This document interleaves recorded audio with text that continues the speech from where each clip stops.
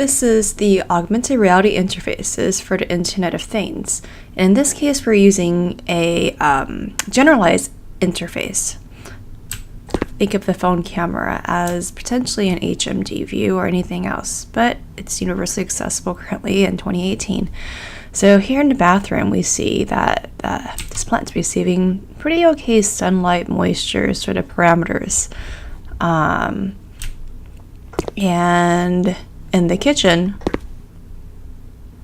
we can see through the refrigerator and the stats on the Nespresso connected coffee machines. So basically, it's more about identifying a real-world object as a key, and then you can actually control the IoT parameters at a distance. And of course, in AR view, other things can also happen, such as random interesting ads that seem to disappear. Okay, culling issues. This is kind of a bleeding edge build. Okay, so walk around this interesting alpine home here. And curtains. Okay. And we load up the curtain screen here. So we're going to close the curtain. Cool. We can also open it, and we can pause it right there and just keep opening it. All right, these are connected curtains. And all right. So primarily it's just well, as I said earlier, imagine each reality object as the primary key to accessing all kinds of interesting data. And the extension of that, beyond just commodity items that you can, buy, like IoT consumer items and stuff, you can also apply it to pretty much anything you want to tag.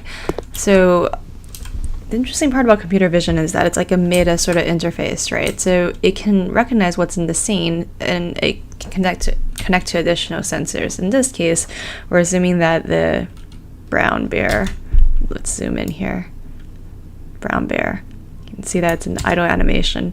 The brown bear that's idling there is actually captured by other cameras that are closer to the bear, triangulated so that we're properly post-tensored positioned and everything.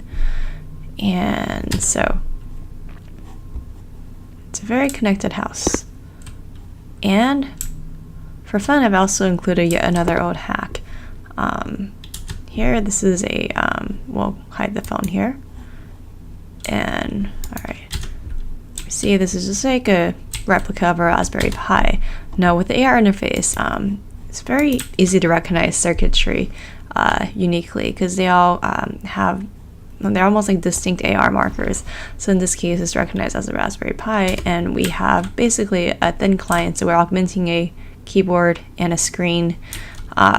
So it's basically key card size computing, using your phone as both the keyboard and the screen, to which you compute from the pocket size x86 Raspberry Pi. Yes, and so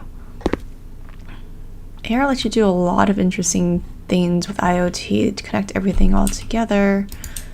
And there's also, for fun, well, you can have X-ray mode.